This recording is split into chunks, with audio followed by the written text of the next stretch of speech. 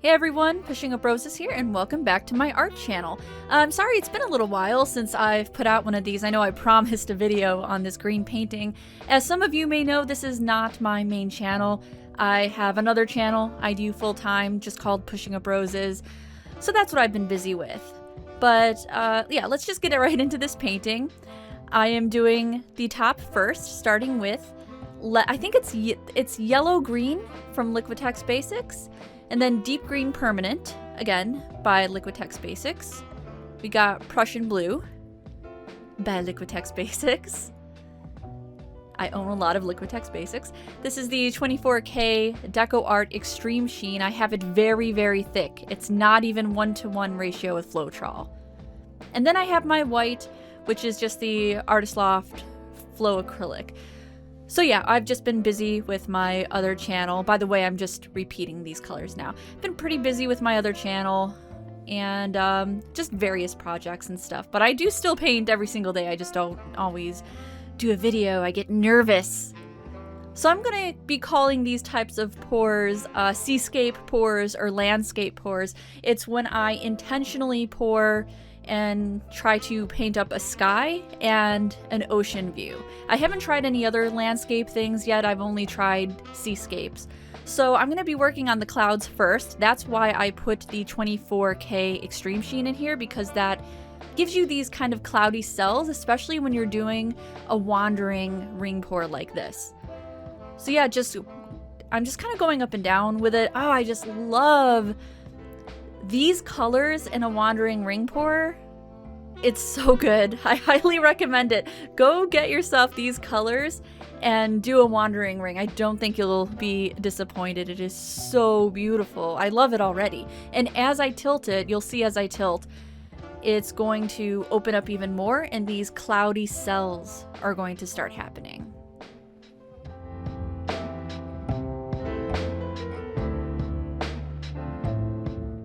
Now I'm just putting some paint around the shape itself.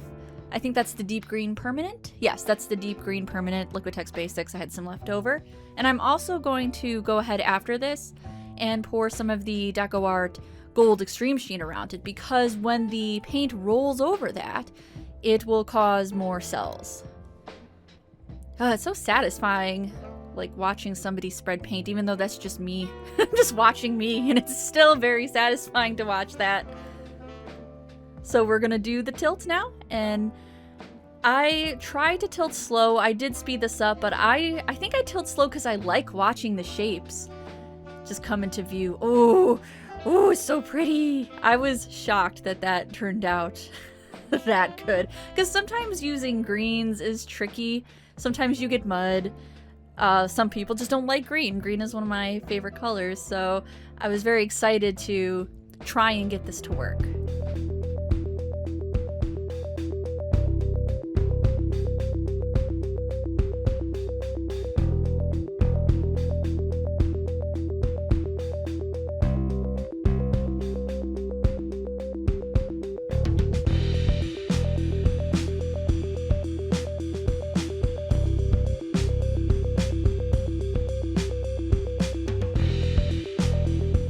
I actually really love how this looks right now. It's unfortunate because when I lay down the ocean part of it, you know, I'm stretching the top a little bit more. I did wait about 30 minutes before I started on the bottom part, and I did try to make sure that the paint wasn't flowing around too wildly. You know, I was making sure it wasn't too fluid, but I actually really like how it looks right now. And since I know these colors work really nicely together, I think next time I'm, for just a different pour, not for a seascape pour, I think next time I'm just gonna use those colors and do a really long traveling ring pour, because I just love how these look. And I do want to make a note, don't use phthalo with this particular set of colors. Phthalo gives it more of a, I don't know, like a, how do I describe this? It gives it more of a fantastical look and not like a really green, mean, like oozy look, which is my favorite. I like really, really oozy looks for my green. So I think that Phthalo just has too much blue and I already had Prussian. So I'm starting on my ocean bit now, which is going to be just a non-wandering ring. I am using Dioxazine purple, very deep purple, white lavender. Sorry, that's not lavender, that's brilliant purple. It looks like lavender though, doesn't it? Brilliant purple ain't so brilliant, let me just tell you that. And that other deep color is Prism Violet. That one right there is Prism Violet.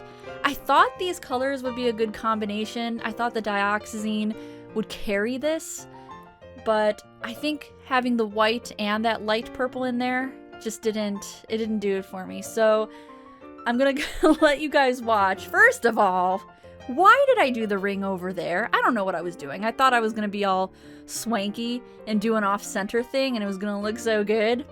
Not a good idea. As you can see, there's white and brilliant purple, the light purple, and it just got too light for me. I wanted something really more dark. I wanted something darker that would really contrast with it, and oh good. And the tilt's just going so well. I totally lost my center ring because I did it off center. I don't know, everything went wrong with this.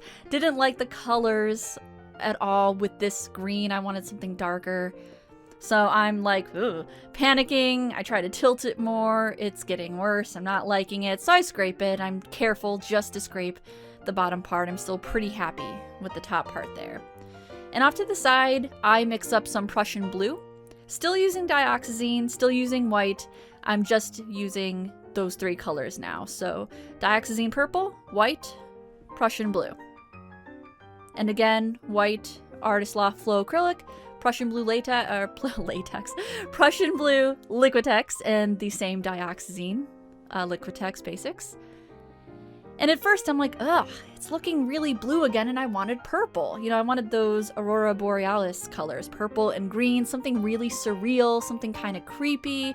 So I was afraid that I just created almost like a night sky on the bottom, but just to be safe, I put Dioxazine purple all over the bottom. It'll help the ring flow as well.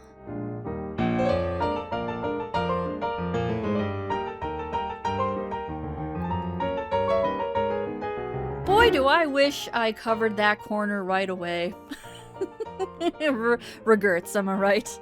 Really wish I covered that corner. I was trying to be artsy with it and have some like negative space, but looking back, I really wish I just cover the corner, girl. What are you doing?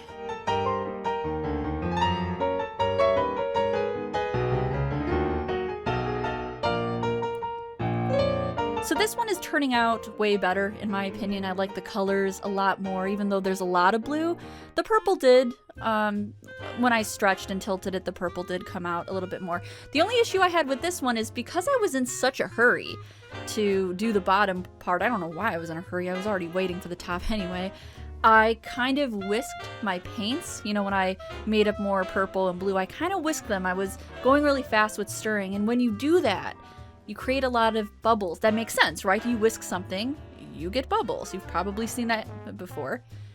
And so the bottom had way more bubbles than I wanted. Kind of a cool effect. It still gave it like a jacuzzi, whirlpool effect. That is one surreal whirlpool though. That's like David Lynch's jacuzzi. I'm just touching up the purple because that's where my skyline is.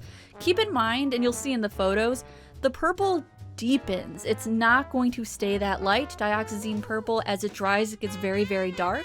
And so that skyline is going to look even more defined in the photos that I'll put in at the end.